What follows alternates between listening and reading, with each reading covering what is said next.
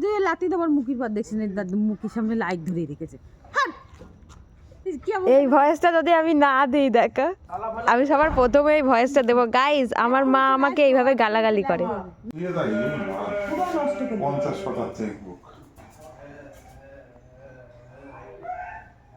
মারা ধরে মারা।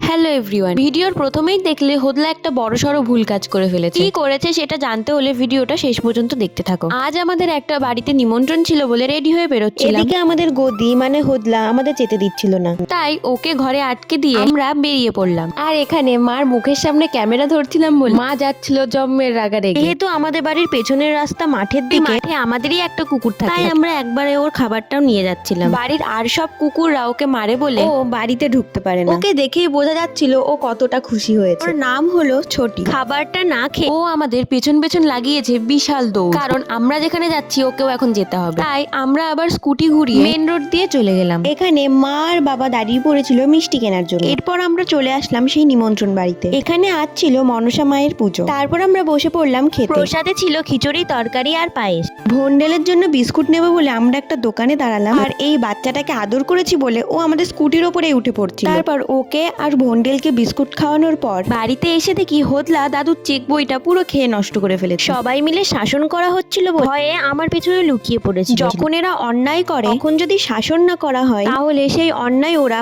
বারবার রিপিট করে। যদিও এরা অবলা জীব, এরা কিছু বোঝে না, তবে আমার হোদলা কিন্তু সব বোঝে, তাই তো এরকম চুপটি করে বসে রয়েছে। এরপর কালুর সাথে একটু খেলা করে নিলাম, আর ও আমার হাত কামড়ে কামড়ে একাকার করে দিল। তো আজকের ভিডিওটা এইটুকুই, দেখা হবে নেক্সট কোনো ভ্লগে। বাই।